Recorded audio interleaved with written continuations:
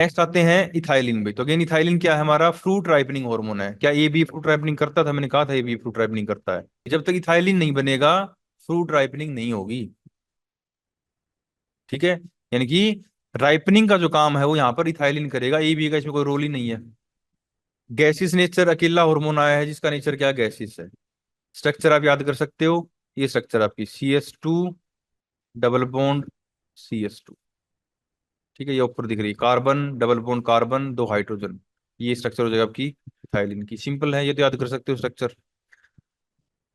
Again it is the only member of its class, अकेला member है तो ये भी इजी है, यानी कि इसके भी कोई वेरिएंट्स नहीं है जिसके हमने जिब्रेलिन में देखे थे। ठीक है, इसके बाद produce in the all higher plants and usually associated with the fruit ripening and triple response. अभी वर्ड आया था अभी तक, ट्रिपल रिस्पॉन्स आया था? नहीं आया। ऐसा अकेला प्लांट हार्मोन है जो ट्रिपल रिस्पॉन्स शो करता है। अभी ट्रिपल रिस्पॉन्स क्या होता है इसको हम नेक्स्ट स्लाइड में डिस्कस करेंगे। ठीक है, active site for ethylene biosynthesis is the meristematic tissue. देखो मोस्टली जो प्लांट हार्मोन है ये आपको वहीं पर मिलेंगे जहां पर सेल डिवीजन ज्यादा होता है। ठीक है, तो अगेन इसकी भी जो बायोसिंथेसिस की जो अगेन आपने उस टेबल में ये भी लिखना है कि एक्टिव बायोसिंथेसिस साइट। ठीक है, तो इसकी बायोसिंथेसिस साइट हो जाएगी मेरिस्टेमेटिक टिश्यूज। अच्छा, उसके बाद बायोसिंथेसिस एंड ट्रांसपोर्ट। तो ट्रांसपोर्ट अगेन ये गैस हार्मोन है तो एयर से ट्रांसपोर्ट होगा। ठीक है, उसके बाद बायोसिंथेसिस की बात करेंगे तो again it is produce from the methionine. Methionine क्या है? एक अमीनो एसिड है। प्रीकर्सर याद रखना आप जैसे आपने। ठीक है, पाथवे याद नहीं करना, लेकिन हाँ ये पाथवे जरूरी है आपके, क्योंकि आपके सिलेबस में यूनिट नंबर 4 में है फ्रूट राइपनिंग एंड सेनेसेंस, वहां पर ये पाथवे काम आएगा। इसलिए चाहे आप बायोसिंथेसिस पाथवे आप चार हार्मोन के आप ना मेमोराइज करो याद करो, लेकिन इसका करना पड़ेगा। क्यों? क्योंकि ये आपको काम आएगा जब हम पढ़ेंगे लास्ट यूनिट में फ्रूट राइपनिंग वाला टॉपिक। ठीक है, पाथवे स्टार्ट होता है मिथ्योनिन से। मिथ्योनिन क्या है? अगेन एक अमीनो एसिड है। ठीक है, मिथ्योनिन कन्वर्ट होगा एस एडोमेट, एस एडोमेट मतलब methionine, with help of SAM enzyme. तो ये आपका एस एडिनोसाइल मिथियोनेज, मिथियो sorry सिंथेट methionine synthetase.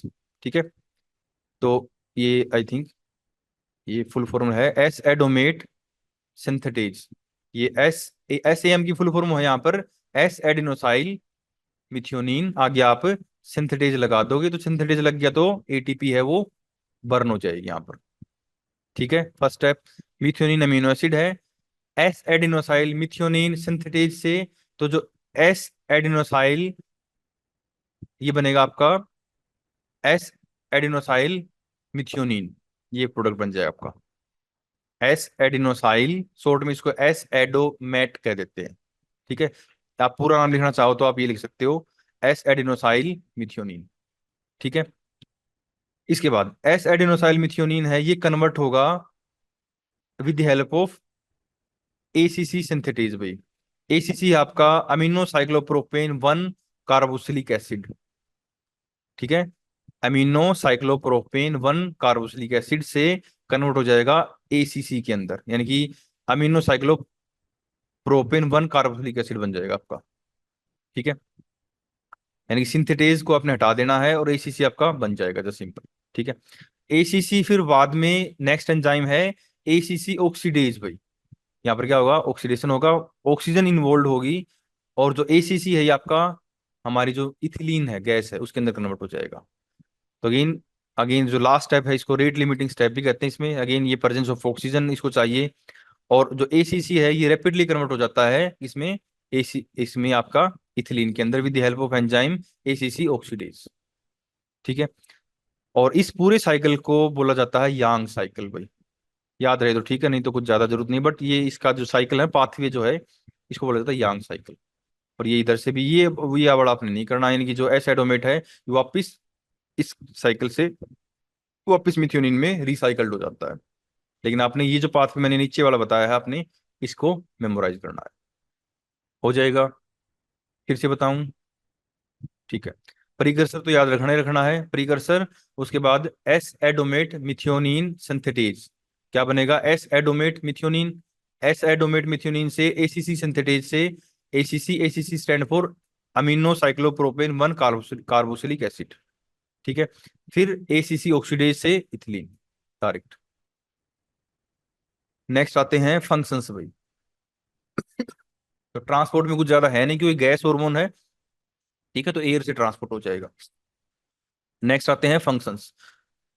First function है stimulate the shoot and root growth differentiation, यानी कि शूट एंड रूट ग्रोथ को स्टिमुलेट करता है और डिफरेंशिएशन को भी इनहांस करता है, इंक्रीज करता है।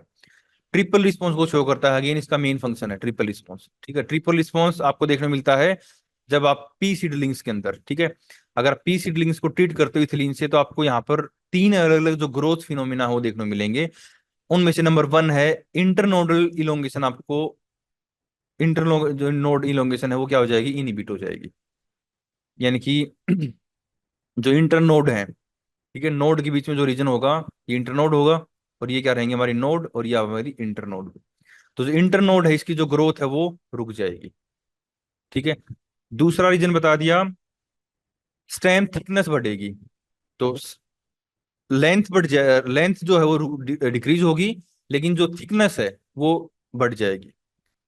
एंड साथ में ही जो हॉरिजॉन्टल जो ग्रोथ है वो भी इंक्रीज होगी, यानी प्लांट की जो ऊपर की तरफ जो ग्रोथ है ना, वर्टिकल, वो डिक्रीज करेगा ओवरऑल, लेकिन उसकी लेफ्ट राइट में जो ब्रांचिंग वाली ग्रोथ है वो ज्यादा होगी। साथ में इसकी स्टेम की जो थिकनेस है, मोटाई चौड़ाई आप कह सकते हो, वो भी ज्यादा होगी। तो तीनों फिनोमिना को बोलते हैं आप ट्रिपल रिस्पॉन्स। ठीक है, ये तीनों एक साथ होते हैं जब आ, किसी भी सीडलिंग्स पर, तो हमने पी का एग्जांपल लिया है, तो पी सीडलिंग्स को ट्रीट किया हमने किससे, इथाइलिन गैस से। ठीक है, अगर आपने देखने हो तो आप एक एक आप घर में भी कर सकते हो। आप मूंग के बीज लो, आप या आप पी के ले सकते हो। ठीक है, जब वो उगने स्टार्ट हो जाएं उस टाइम पर उनको एक एयर टाइट जार में रख दो, और उसके साथ में एक पका हुआ एप्पल, नहीं मैंगो, एप्पल भी रख सकते हो, बट मैंगो में इथिलीन ज्यादा प्रोड्यूस होती है। ठीक है, तो क्या देखोगे आप, जो सीडलिंग्स बाहर हैं उनमें ग्रोथ ऊपर की तरफ ज्यादा होगी, लेकिन जो सीडलिंग्स उस चैम्बर में अपने रखे हुए हैं विद मैंगो, राइपनिंग मैंगो, वहां पर जो आपको जो ट्रिपल रिस्पॉन्स है ये आपको देखने को मिलेगा। ठीक है। नेक्स्ट फंक्शन है फ्लावरिंग भाई, stimulate the flower inductions and also induce the femaleness in the dioecious flower. तो अगेन ये भी अगेन हमने देखा था किसमें, ऑक्जीन के अंदर। ठीक है, तो अगेन ये भी क्या करता है, फ्लावर को स्टिमुलेट करता है। Rooting induce the formation of adventure roots and root hair, यानी कि ऑक्जिन भी यही करता है, एडवेंचर रूट्स बनाता है। यहाँ पर भी ये भी सेम करेगा, ये एडवेंचर रूट्स भी बनाएगा और रूट एयर भी बनाएगा भाई। Senescence promote the flower and leaf senescence, यानी कि सेनेसेंस को ये प्रमोट करेगा, बढ़ाएगा, फ्लावर एंड लीफ सेनेसेंस। तो अगर आप मान लो एक पेड़ है, उसके ऊपर फूल लगे हुए हैं, पत्ते लगे हुए हैं, उसके ऊपर आप इथिलीन को डाल दोगे ना, स्प्रे कर दोगे या फिर उसको एक्सपोज कर दोगे, तो उसके सारे जो फूल हैं वो नीचे गिर जाएंगे, या सारे पत्ते हैं वो एकदम से नीचे गिर जाएंगे। इसके बाद भाई, तो again ethylene promote the ripening of some fruits, तो ठीक है, पकाता भी है। ठीक है, फॉर एग्जाम्पल तो fruit ripening refer to the change in the fruit. तो देखो जो फ्रूट राइपनिंग है ना आपके, मैंने बताया था अलग से टॉपिक है, तो इसको हम वहां पर भी देखेंगे, लेकिन मैं आपको एक बार थोड़ा ब्रीफ में बता देता हूँ ताकि जब वो टॉपिक पढ़े आपको थोड़ा याद रहे चीजें, क्योंकि हम पढ़ रहे हैं इथाइलिन। फ्रूट राइपनिंग वाले टॉपिक में हम इथाइलिन को फिर से डिस्कस करेंगे, एक ही बात है, अगर मैं करवा भी नहीं पाऊँ तो आप इस स्लाइड से कर लोगे उसको। ठीक है, changes include the softening due to the enzymatic break down of the cell wall. पहले क्या होगा, आपने एक कच्चा टमाटर देखा होगा, एक पका हुआ देखा है। कच्चे में उसकी जो आउटर कवरिंग है वो कैसी होती है, हार्ड होती है। ठीक है, और पके हुए में बिल्कुल पतला होता है छिलका उसका। ठीक है, ऐसे आप सेब भी ले सकते हो, कच्चा सेब और पका हुआ सेब। ठीक है, मैंगो ले सकते हो, अम्बी और आम, तो डिफरेंस आपको बिल्कुल क्लियर दिखाई देते हैं। ठीक है, यहाँ पर क्या होगा, ये जो ACC है ये क्या करेगा, सेल वॉल को ब्रेक करेगा। ठीक है, साथ में ही स्टार्च की हाइड्रोलिसिस करेगा, उसके अंदर जो स्टोर फूड हुआ है उसको कन्वर्ट कर देगा शुगर के अंदर। तो जो फल पकता है ना, तो उसके अंदर जो स्टार्च है, तो जो अम्बी होती है आपकी, या फिर आप कह सकते हो कच्चा सेब होता है, टमाटर होता है, उसके अंदर जूस नहीं होता, रस नहीं होता, देखा होगा आपने। ठीक है, तो वो जो चीजें हैं, वो जो स्टार्च अक्यूमुलेट किया फल ने, प्लांट ने, उसको हाइड्रोलिसिस करेगा इथिलीन आपका, और हाइड्रोलिसिस करने के बाद उसको कन्वर्ट कर देगा शुगर के अंदर। और उसके बाद जैसे शुगर का लेवल बढ़ना स्टार्ट हो जाएगा, जो फल आपका वो मीठा होना स्टार्ट हो जाएगा। साथ में ही डिसअपीयरेंस ऑफ ऑर्गेनिक एसिड्स भी, यानी कि जो कड़वे कंपाउंड्स हो जिनके अंदर, जिसके कारण जो उसका जो टेक्सचर है, या फिर आप कह सकते हो उसका जो टेस्ट है, वो आपको कड़वा दिखाई देता है। आप मान लो, या खट्टा, अम्बी खट्टी होती है, आम मीठा होता है। जो खट्टापन है, आपने कच्चा सेब खाया होगा जो कड़वा होता है, ठीक है। तो वो जो कड़वापन है वो होता है because of the organic acids, for example phenolic acids and including some tannins. तो ये क्या होते हैं, ये उसको कड़वेपन के लिए रिस्पॉन्सिबल होते हैं चीजें। इनका भी लेवल लगातार डिक्रीज होना स्टार्ट हो जाएगी जैसे ही फल आपका पकना स्टार्ट होता है, ठीक है। From the prospective of the plant, fruit ripening means, अगर आप प्लांट की सब सोचोगे ना, तो फ्रूट राइपनिंग का जो मतलब ही क्या होता है कि seeds are ready for the dispersal, यानी सीड्स का रेडी हो जाना फॉर डिस्पर्सल, ठीक है। All fruits that ripening in response to the ethylene exhibit a characteristics of respiratory rising before the ripening phase called climacteric. भाई ये term important है, ये आपसे एक नंबर में पूछी गई है और पूछी जा सकती है, ठीक है। क्लाइमेट्री का मतलब होता है कि कुछ फ्रूट्स ऐसे होते हैं, अगर आप उनको इथिलीन में एक्सपोज करोगे ना, तो उनके अंदर रेट ऑफ रेस्पिरेशन वो बढ़ जाएगा। इस फिनोमेना को बोलते हो क्लाइमेट्रिक। लेकिन सारे जो फ्रूट्स होते हैं वो इसको रिस्पॉन्ड नहीं करते हैं, ठीक है। तो जो फ्रूट्स इथिलीन के एक्सपोजर में अपने अंदर रेस्पिरेशन को बढ़ा लें और राइपनिंग फास्ट कर दें, ठीक है। देखो, रेस्पिरेशन बढ़ाने का मतलब क्या है, उसके अंदर जो मेटाबॉलिक प्रोसेस है ना वो फास्ट हो जाएंगे, वो फल पकना स्टार्ट कर देगा। ये सारे चेंजेस उसके अंदर होने स्टार्ट हो जाएंगे जो ऊपर मैंने बताए हैं, ये वाले, ठीक है। अगर उसके अंदर रेस्पिरेशन इंक्रीज होगा तो। अब कुछ प्लांट ऐसे होते हैं जो इस इथाइलिन को रिस्पोंड करेंगे, मतलब रिस्पोंड करेंगे मतलब क्या है, जैसे आप उसके ऊपर इथिलीन डालोगे ना, उसके अंदर रेस्पिरेशन बढ़ेगा और वो जो फल है वो पकना स्टार्ट कर देगा by changing all the changes. ये सारे चेंजेस होंगे और फल आपका पक जाएगा, फॉर एग्जाम्पल बनाना, ठीक है, या फिर टोमेटो। लेकिन कुछ फल ऐसे होते हैं जो रिस्पोंड नहीं करते हैं, चाहे आप उसको, मतलब सारे आपके पास क्या कच्चे फल हैं और आप उनके बीच में पका हुआ रख दोगे, ठीक है, तो वो पकेंगे नहीं। उनको बोलोगे अब नॉन क्लाइमेट्रिक फ्रूट्स। समझ गए, क्लाइमेट्रिक और नॉन क्लाइमेट्रिक। अब आपने बताना है एग्जाम्पल भाई। तो क्लाइमेट्रिक के ये कुछ लिस्ट है, आपने एटलीस्ट 3 to 4 एग्जाम्पल याद रखने हैं। तो फर्स्ट एप्पल याद हो जाएगा, बनाना याद हो जाएगा, देखा हो आपने, मैंगो, उसके बाद आप ये पीच या फिर पियर याद कर सकते हो, ठीक है, या फिर टोमेटो कर सकते हो। टोमेटो याद कर लेना, मैंगो, बनाना एंड एप्पल। कहते हैं ना भी एक सेब बाकी को खराब, पका हुआ सेब बाकी को भी खराब कर देता है फिर पका देता है, तो सेम वो जो यहाँ पर है वो है because of the production of ethylene. ये जैसे ही पकेंगे ना, ये इथिलीन गैस को रिलीज करते हैं, और इस इथिलीन गैस की वजह से क्या होगा, जो अनराइपनिंग फ्रूट्स हैं इनके साथ में रखे हुए हैं वो भी पकना स्टार्ट कर देंगे। तो ये भी आपकी प्रैक्टिकल है, लास्ट प्रैक्टिकल, ठीक है, जिसमें आपने अगेन कच्चे जो बनाना वो लेके आने हैं और एक मैंगो, पका हुआ मैंगो है वो लेके आना है। आपने इन दोनों को एक साथ रखना है, ठीक है, एक एक क्लोज चैम्बर के अंदर, एयर टाइट चैम्बर के अंदर, और आप देखोगे कि with in the 1 or 2 days ये जो कच्चे बनाना है ये भी पकना स्टार्ट हो जाएंगे। अब नॉन क्लाइमेट्रिक वो होते हैं भाई जो इथिलीन गैस को रिस्पॉन्ड नहीं करते हैं। इसके अंदर मोस्टली आपके आप कह सकते हो ग्रेप्स हो जाएंगे, पाइनएप्पल हो जाएगा, स्ट्रॉबेरी एंड वाटरमेलन। आपने कभी देखा है, कभी एक मान लो पका हुआ तरबूज है, उसको कच्चों के बीच में रख दोगे आप, कोई फर्क नहीं पड़ता है, वो कच्चे कच्चे ही रहेंगे, कोई उसके ऊपर फर्क नहीं डालता है। ऐसे ही आप नींबू का एग्जाम्पल ले सकते हो, यानी खट्टे हुए जितने फल हैं, नींबू, मौसमी, संतरा, किन्नू, आप एक संतरा लो, ठीक है, पका हुआ, ठीक है, रेड कलर है, और उसको आप मौसम्बी जो होती है उनके बीच में रख दो, मौसमी पकेंगी उससे? नहीं पकेंगी, ठीक है। तो इनको बोलते हैं आप नॉन क्लाइमेट्रिक, ठीक है। तो ये जो एग्जाम्पल हैं ये आपकी यूनिट 4 में भी आपको काम आएंगे, सेम टेबल वहां पर भी आपको देखने को मिलेगी। कर लोगे इसको इतना?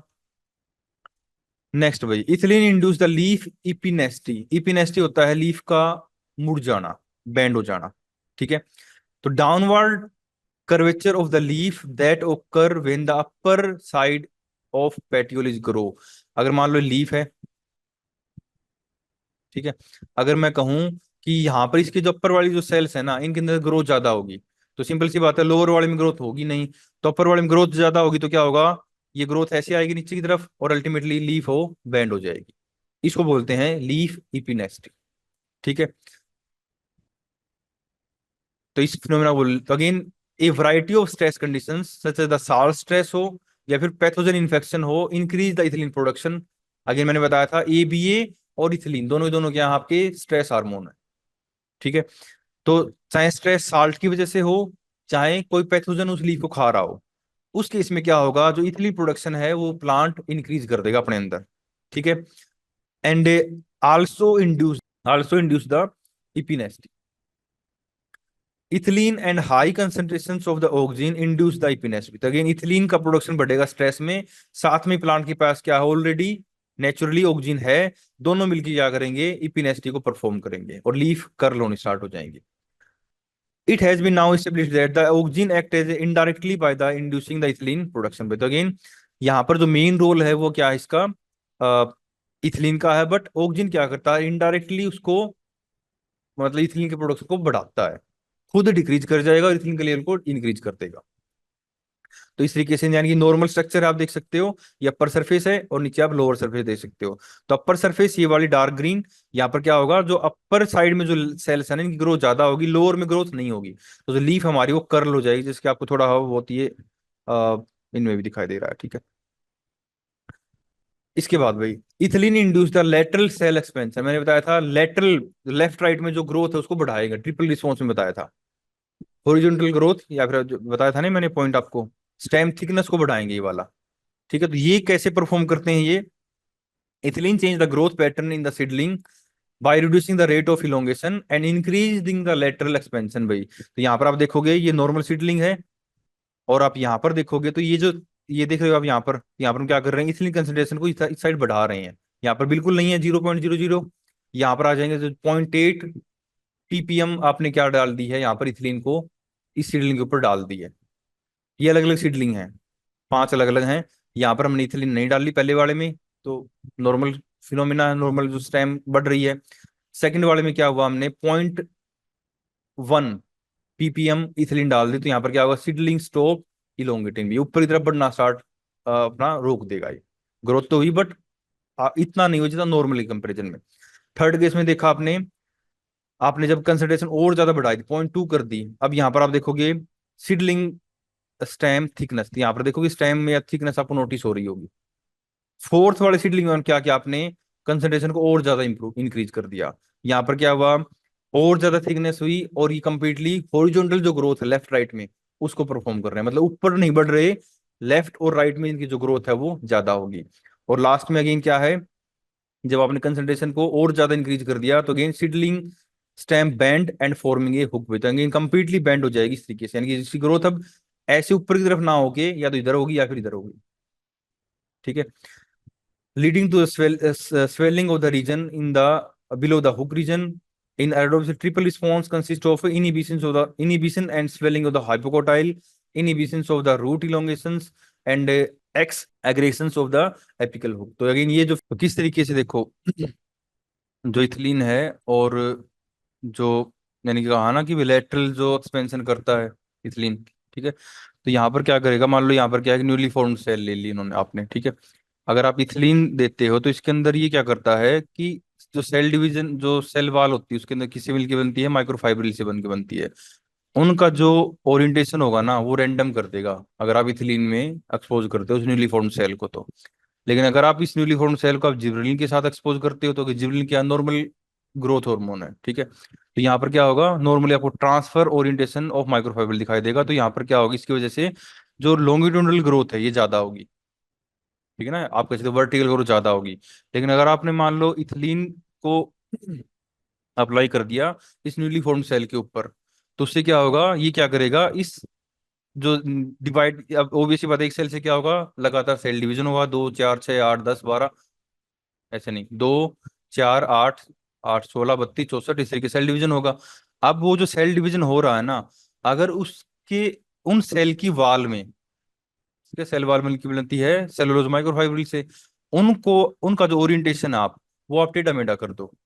ठीक है। तो टेढ़ा मेढ़ा कर दोगे तो क्या होगा, वहां पर जो सेल डिवीजन होगा वो आपको इस तरीके से ज्यादा दिखाई देगा, लेटरल आपको ज्यादा दिखाई देगा, लेटरल एक्सपेंशन में ज्यादा दिखाई देगा as compare to normal plant hormone, for example gibberellin. ठीक है।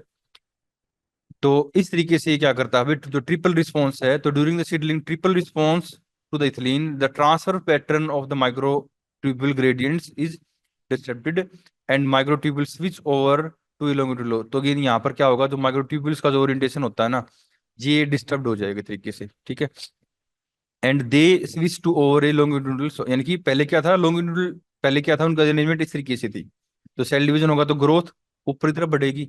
अब क्या होगा, इनका जो पैटर्न है ना, ये इस तरीके से आप कह सकते हो, मतलब आप कह सकते हो कि लॉन्गिट्यूडल नहीं है, आप कह सकते हो आप हॉरिजॉन्टल हो जाएगा हमारा, हॉरिजॉन्टल नहीं सॉरी वर्टिकल हो जाएगा, ठीक है। So this 90 degree shift in the microtubule orientation, तो पहले मान लो ऐसे था, अब ये ऐसा हो जाएगा जो सिंपल, ठीक है। पहले सेल डिवीजन मान लो ये क्या है, सेल है हमारी अलग अलग, ठीक है। अब माइक्रोट्यूब जो हमारे जो सेलुलर माइक्रोफाइब्रिल्स हैं ये रेड वाले हैं, ठीक है, this one and this one. अब सेल डिवीजन होगा तो नई सेल बनेगी, ऊपर की तरफ बनेगी, ठीक है। लेकिन अब अगर इनका ओरिएंटेशन ऐसा हो जाए, अब सेल डिवीजन होगा तो नई सेल बनेगी, वो इधर बनेगी। अगर इधर बनेगी तो सेल लेटरल, जो सेल डिवीजन हो लेटरली ज्यादा होगा as compare to horizontally. So this 90 degree shift in the microtubule orientation lead to the parallel shift in the cellulose microfibril deposition. तो अगेन अगर ओरिएंटेशन 90 डिग्री पे चेंज हो रहा है तो अगेन जो नए जो सेलुलर माइक्रोफाइब्रिल डिपोजिट होंगे ना, वो भी क्या होंगे, पैरेलली होंगे। और इस कारण से इसकी ग्रोथ लेफ्ट में या फिर राइट में ज्यादा होगी एज कम्पेयर टू ऊपर की तरफ। क्लियर है? हाँ जी, आपको समझ में आया भाई ऑनलाइन? नेहा? Yes sir. ठीक है। इसके अलावा ethylene break the seed and bud dormancy हमने पढ़ लिया already. Ethylene promote the elongation growth of submerge aquatic species, ये थोड़ा नया आया है, यानी कि जो सबमर्ज एक्वेटिक स्पीसीज होती है ना, जो पानी के नीचे दबी रहती हैं, ठीक है, उनके अंदर इथिलीन क्या करता है, इलो उनकी जो ग्रोथ है उसको बढ़ाता है ताकि वो पानी के बाहर निकल आए, ठीक है। Ethylene induce the flowering in the pineapple family भी, यानी कि जो पाइनएप्पल वगैरह होते हैं उनके अंदर जो फ्लावरिंग है उसको भी ये इथिलीन प्रमोट करता बढ़ाता है। तो अगेन ये आप देख सकते हो, ethylene induce the formation of root and root hair, तो अगेन यहाँ पर एयर है, यहाँ पर इथिलीन है, यानी कि इस रूट को तो आपने एक्सपोज किया केवल एयर में, और इसको आपने किया एयर विद इथिलीन, क्योंकि इथिलीन क्या गैस हार्मोन है। तो यहाँ पर आप देखोगे कि जो रूट एयर है, ये व्हाइट वाले क्या आपको रूट एयर दिखाई दे रहे हैं, ये आपको ज्यादा दिखाई देंगे as compare to this one. यहाँ पर क्या है, तो मैंने बताया था जो इथिलीन है ये रूट हेयर को क्या करती है, प्रमोट करती है, साथ में जो एडवेंटिस रूट्स होती है ना उनको भी ये बढ़ाती है। नेक्स्ट आते हैं, ethylene enhance the rate of leaf senescence, यानी कि जो लीफ नीचे गिरती हैं प्लांट से, ठीक है, ओल्ड हो गई, उसको बोला जाता है लीफ सेनेसेंस, ठीक है। अगर आप एक नॉर्मल लीफ है, ग्रीन अभी तक ओल्ड नहीं है, उसके ऊपर अगर आप इथिलीन को डाल देते हो, ठीक है, एक्सपोज कर देते हो उसको, ठीक है, या फिर आप एक काम करो, एक बोतल लो, उसमें इथिलीन भरो और उसको उसके अंदर एक पत्ते को डाल दो, वो जो पत्ता पेड़ पे लगा हुआ है, और उसको मतलब कोर्क की मदद से, समझ गए ना, यानी कि कुछ कुछ इस तरीके से आप इसको कर सकते हो। मान लो लीफ है, इसके यहाँ से लेकर यहाँ तक इसको आप एक बॉक्स में डाल दो लीफ को, इवन ये लीफ प्लांट पे लगी हुई है, और इस बॉक्स में आपने इथिलीन है वो डाल देनी है। तो देखोगे आप नॉर्मल इसके अपोजिट मान लो एक नॉर्मल लीफ है यहाँ पर, तो ये जो लीफ आपने इस बॉक्स के अंदर डाली है ना, जिसमें इथिलीन है, ये बहुत फास्ट क्या होगी, ओल्ड हो जाएगी। तो इन रेट ऑफ जो लीफ सेनेसेंस है इसको इथिलीन क्या करता है भाई, इनहांस करता है, ठीक है। Second point, exogenous application of ethylene, और तो इथिलीन एक्चुअली क्या है, एसीसी है एक तरीके से, ठीक है, द प्रीकर्सर ऑफ इथिलीन जो सिंपल, हमने अभी बायोसिंथेसिस देखी थी, तो इथिलीन बनने से पहले जो कंपोनेंट था उसका नाम था एसीसी, ठीक है। Accelerate the leaf senescence and treatment with exogenous cytokinin delay the leaf senescence, यानी कि अगर आप एसीसी, ये आपको केमिकली मिलता है शॉप पे, ठीक है, अगर आप इसको अप्लाई करते हो ना लीफ के ऊपर तो वहां पर सेनेसेंस बढ़ जाएगी। लेकिन अगर आप साइटोकाइनिन से उस लीफ को ट्रीट करते हो तो वहां पर जो सेनेसेंस है वो डिक्रीज हो जाएगी। मतलब यहाँ पर लीफ सेनेसेंस के फंक्शन में आपका इथिलीन लीफ सेनेसेंस को प्रमोट करता है, और सेनेसेंस जो साइटोकाइनिन है लीफ सेनेसेंस को डिक्रीज करता है। Second point, enhance ethylene production associated with the chlorophyll loss, अगर इथिलीन का प्रोडक्शन बढ़ेगा तो क्या होगा, वहां पर जो क्लोरोफिल है वो भी डिग्रेड होना स्टार्ट हो जाता है। आपने देखा होगा जैसे पत्ता ओल्ड होता है तो वो उसका जो कलर है वो ग्रीन से येलो होना स्टार्ट हो जाता है, तो जो येलो कलर है मतलब जो कलर उसका फेड हो रहा है। मतलब उसके अंदर जो क्लोरोफिल था वो डिक्रीज कर रहा है, डिग्रेड कर रहा है। Which is the characteristic features of the leaf and flower senescence, an inversion correlation has been found between the cytokinin level in the leaf and onset of senescence. तो again ये यहाँ पर भी आप एक तरीके से हम ऐसे समझ लो कि अगर इन इस आप कह सकते हो इथिलीन प्रोडक्शन अगर इंक्रीज होगा ना, तो साइटोकाइनिन का लेवल यहाँ पर भी अगेन डिक्रीज करेगा। ठीक है, जो ऊपर वाला सेम कंसेप्ट ये काम कर रहा है यहाँ पर। Again inhibitor of ethylene synthesis भी, यानी कि कुछ इनिबिटर लाइक एवीजी और आपका CO2। ठीक है, कुछ आयंस होते हैं like silver ion and again आपका CO2। तो इनको अगर आप एक ओल्ड लीफ के ऊपर आप डाल देते हो, यानी कि आप सपोज करो एक ट्री है, ठीक है ना, इसके सारे पत्ते क्या हो रहे हैं, येलो हो रहे हैं। अब धीरे धीरे करके येलो लीफ नीचे गिरनी स्टार्ट हो जाती है, लेकिन एक लीफ के ऊपर आपने सिल्वर जो आयंस हैं इनको स्प्रे कर दिया है, अब वो लीफ टूटेगी नहीं, येलो रहेगी बट नीचे नहीं गिरेगी। तो मतलब यहाँ पर क्या है, आपने क्या यूज किया है, आपने इथिलीन की जो सिंथेसिस हो रही थी ना उसके, यानी कि आप कह सकते हो इथिलीन इनहिबिटर्स को आपने यूज किया है। यानी इथिलीन का जो फंक्शनिंग था उसको टेम्परेरली कुछ टाइम तक, जब तक वो रहेंगे वो ब्लॉक कर देंगे, और जब तक उसका लेवल डिक्रीज रहेगा तब तक क्या है, वो जो लीफ सेनेसेंस वाला प्रोसेस थी ना वो वहीं पर उसी स्टेज में रुक जाएगी। मतलब लीफ सेनेसाइज होगी, ओल्ड होगी, येलो होगी, बट उसके बाद वो नीचे नहीं गिरेगी। तो ये जो फिनोमिना है यहाँ पर हम यूज करते हैं ethylene inhibitors. Hence, the physiological studies suggest that the senescence is regulated by the balance of ethylene and cytokinin। तो अगेन जो senescence है ये भी आपके यूनिट नंबर 4 में आएगा। ठीक है, आपके सिलेबस में यूनिट नंबर 4 में दो मेन इंपोर्टेंट टॉपिक हैं, fruit ripening and senescence, plant senescence. ठीक है, तो वहां पर भी हम इन दोनों प्लांट हार्मोन को इसी सेम कंसेप्ट एक तरीके से, ठीक है, तो वहां पर भी एक बार फिर से आपका रिवाइज हो जाएगा अगेन। ठीक है, तो मतलब दोनों का जो रोल है, दोनों का जो लेवल है वो डिसाइड करता है कि सेनेसेंस होगी अगर नहीं होगी। अगर लेवल ऑफ साइटोकाइनिन ज्यादा है तो सेनेसेंस नहीं होगी, अगर लेवल ऑफ साइटोकाइनिन डिक्रीज कर रहा है तो सेनेसेंस होगी। या फिर आप इसको इथिलीन के रिस्पेक्ट में बोलोगे, इथिलीन का लेवल लो है या फिर ज्यादा है तो क्या होगा, सेनेसेंस को प्रमोट करेगा ये। अगर इथिलीन का लेवल क्या होगा, डिक्रीज कर गया, ठीक है, तो क्या होगा, सेनेसेंस भी रुक जाएगी या नहीं होगी। क्लियर है। इसके बाद ethylene biosynthesis is in the abscission zone is regulated by the auxin भाई। अब एक होता है अब्सेशन भाई, लीफ अब्सेशन, ये भी आपके अगेन 4th यूनिट में अलग से टॉपिक दिया हुआ है। लीफ अब्सेशन क्या होता है, देखो नॉर्मल क्या है, यहाँ पर एक लीफ है, लीफ पहले ग्रीन है, ठीक है, उसके बाद क्या होगा, ये लीफ टर्न येलो, यानी कलर चेंज होना स्टार्ट हुआ, और कुछ टाइम बाद क्या होगा, लीफ नीचे गिर जाएगी। तो ये जो पूरा प्रोसेस होता है ना इसको बोलते हैं लीफ अब्सेशन। ठीक है, अब इस लीफ अब्सेशन में क्या है, दो प्लांट हार्मोन मिलकर काम करते हैं, एक हमारा ऑक्सिन और दूसरा हमारा अगेन इथिलीन। ठीक है, shedding of the leaf fruit and flower, चाहे वो लीफ हो चाहे फ्रूट हो या फ्लावर हो गई, उनका नॉर्मली हवा से नहीं या फिर आपने उसको हिलाना नहीं पेड़ को, नॉर्मली डिटैच हो जाना, उसको बोलोगे आप अब्सेशन। अगर लीफ नीचे गिरती तो बोलोगे लीफ अब्सेशन, फ्रूट नीचे गिरता तो फ्रूट अब्सेशन, फ्लावर नीचे गिरता तो फ्लावर अब्सेशन। क्लियर है, तो ये जो फिनोमिना इसको बोलेंगे हम अब्सेशन। ठीक है, abscission take place in specific layer of the cell called abscission layer भाई। अब आप यहाँ पर देखोगे ये एक स्ट्रक्चर है, यानी कि ये थोड़ा आप देख सकते हो A एंड B।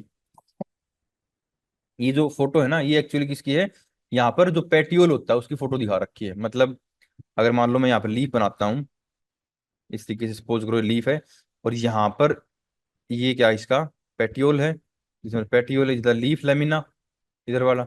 अब इस पेटियोल का ये जो देख रहे हो, ये वाला पोर्शन, ये वाला यहाँ से ऐसे आया ये, ठीक है, तो ये क्या है, ये पोर्शन हमारा, ये पोर्शन है जो कि यहाँ से पेटियोल ये इस स्टेम के साथ ही अटैच है।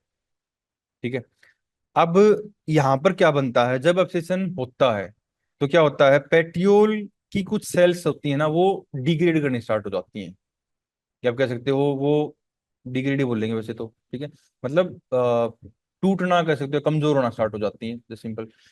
तो उस वहां पर एक पर्टिकुलर जोन बनता है, ठीक है, उस जोन को बोला जाता है एब्सेशन जोन। जैसे कि आपको यहाँ पर कोई जोन नहीं है, लेकिन अगर आप यहाँ पर देखोगे तो यहाँ पर आप देखो एक पर्टिकुलर एक जोन बना हुआ है, दिख रहा है आपको साफ साफ, ये जोन यहाँ पर नहीं है, नहीं है ना। तो ये जो जोन बना है यहाँ पर देखोगे कि जो सेल है वो ब्रेक कर रही है एक दूसरे, पहले सेल क्या थी, कॉम्पैक्टली पैक्ड थी, अब सेल क्या है, डिटैच हो रही है एक दूसरे के साथ। इवन दिस स्ट्रक्चर भाई, ये बीच में क्या है, बताओ क्या है स्ट्रक्चर, पेट्यूल के बीच में क्या होता है,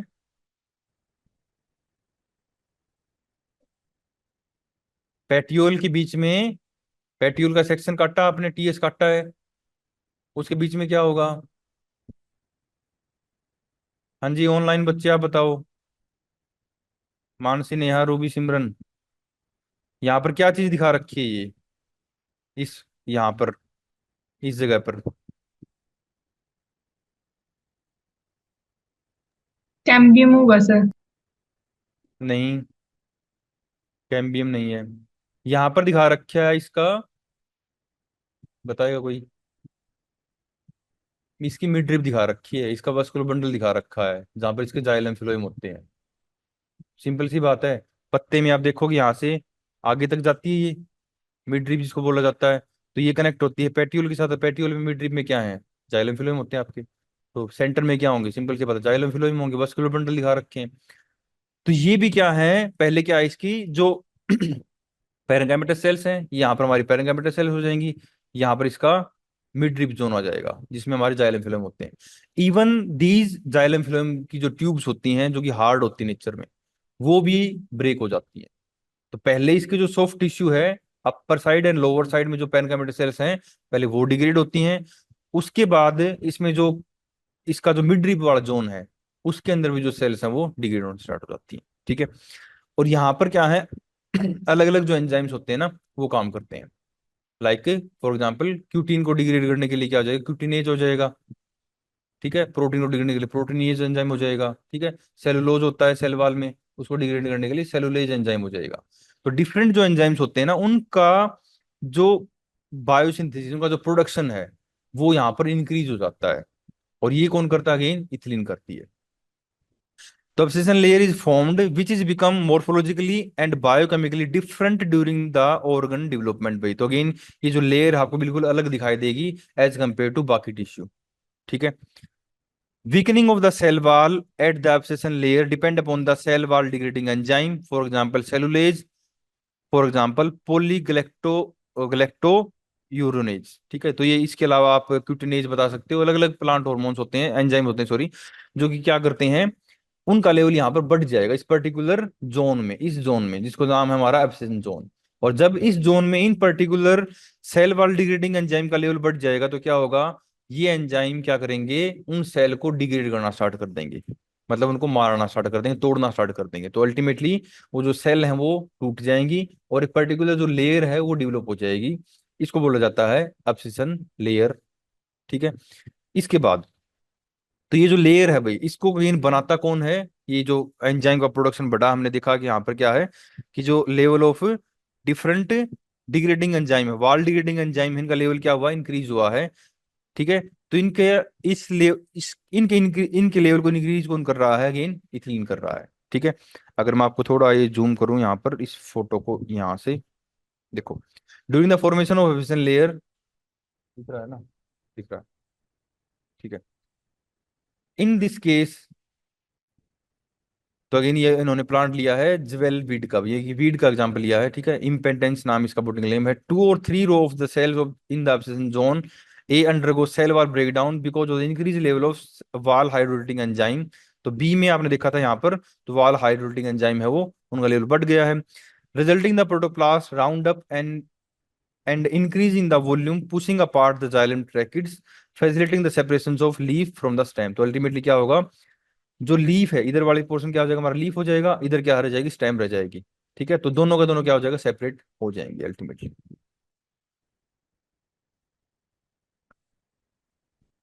A model of the hormonal control of the leaf vegetation describe the process in the 3 different sequence phase भाई। तो आपने ये जो लीफ वेजिटेशन फिनोमिना है, इसको हमने 3 अलग अलग फेज में हम इसको डिस्क्राइब कर रहे हैं। First leaf maintenance phase, second आ जाएगा शेडिंग इंडक्शन फेज, और तीसरा आ जाएगा शेडिंग फेज।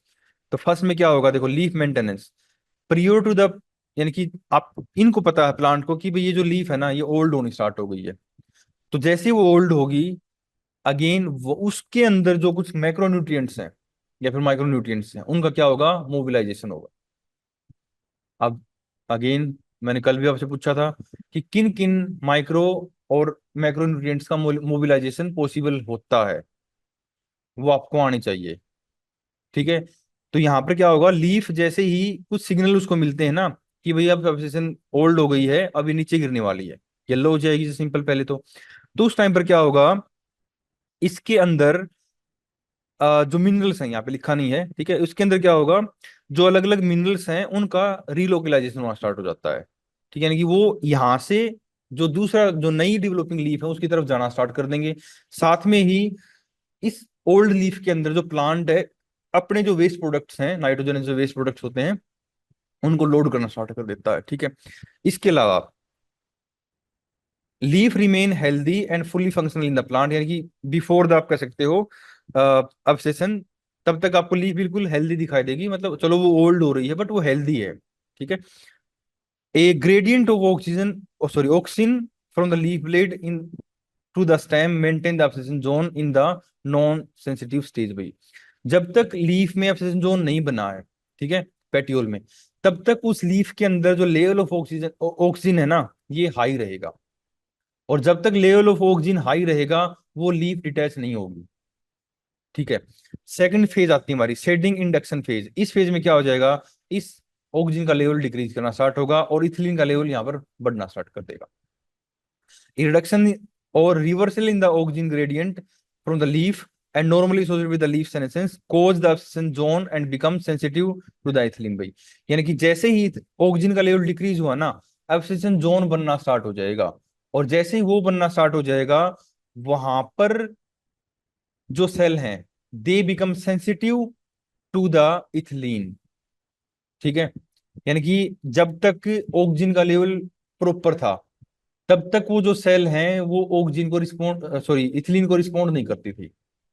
ठीक है, मतलब उसको रजिस्ट करती थी उसके लेवल को, क्योंकि ओबीसी बात ऐसे तो है ना कि प्लांट पर एक ही लीफ पकेगी, उसके साथ में और भी तो लीफ पक रही हैं।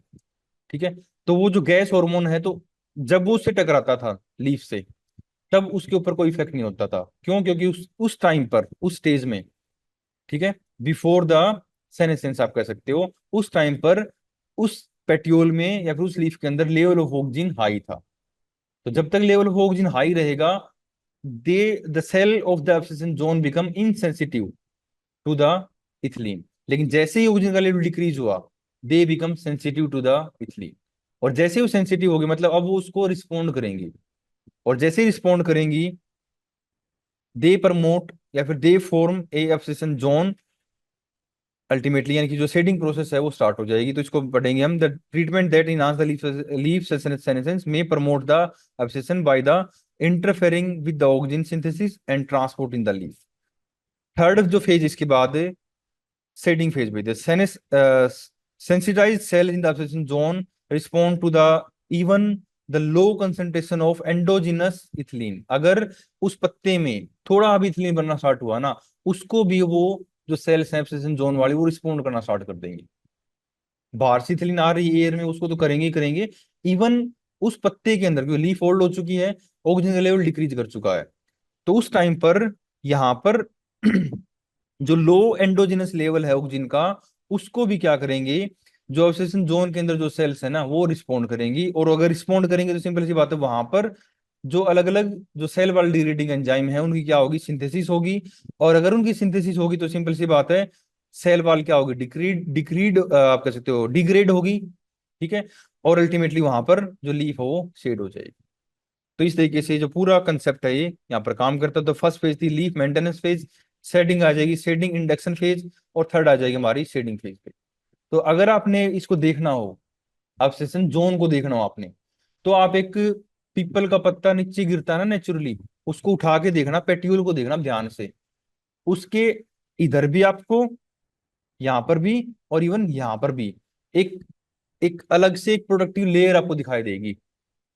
क्योंकि जैसे ही अब्सेशन होता है, तो प्लांट क्या करता है, यहाँ पर नई सेल बना लेता है, ताकि यहाँ पर कोई इन्फेक्शन वगैरह है ना एंटर कर सके, बैक्टीरिया वगैरह फंगस वगैरह यहाँ से एंटर ना कर सके। क्योंकि मैंने बताया था कि जैसे ही सेल टूटती हैं, तो जो हमारी ट्रैकिड्स और वेसल्स हैं वो एक्सपोज हो जाती हैं डायरेक्टली एयर में, और एयर में क्या रहते हैं, बैक्टीरिया रहते हैं। अगर इसको वो ट्रीट नहीं करेंगे प्लांट, ठीक है। अब ट्रीट कौन करता है यहाँ पर, मेनली साइटोकाइनिन इसको ट्रीट करता है। अगर ट्रीट नहीं होगा ना, तो इन ट्यूब्स के अंदर, वेसल न्यूट्रैकिड्स के अंदर हमारे जो बैक्टीरिया वगैरह हैं वो एंटर कर जाएंगे और पूरे प्लांट को इन्फेक्ट कर देंगे। इसलिए प्लांट ये ना हो, इन्फेक्शन ना हो, इसलिए इसको वो फास्ट सील कर लेता है, बंद कर लेता है। ठीक है। तो आपने इन दोनों स्ट्रक्चर को आप देखोगे ना घर पे जाके ध्यान से, तब आपको जो स्ट्रक्चर है वो दिखाई देंगे। यानी कि ये जो स्ट्रक्चर है यहाँ पर लीफ से, बाकी इन सेल से आपको अलग दिखाई देगी, अगर आपने नोटिस किया हो तो कभी। ये आपका भाई कंप्लीट टॉपिक था। ठीक है।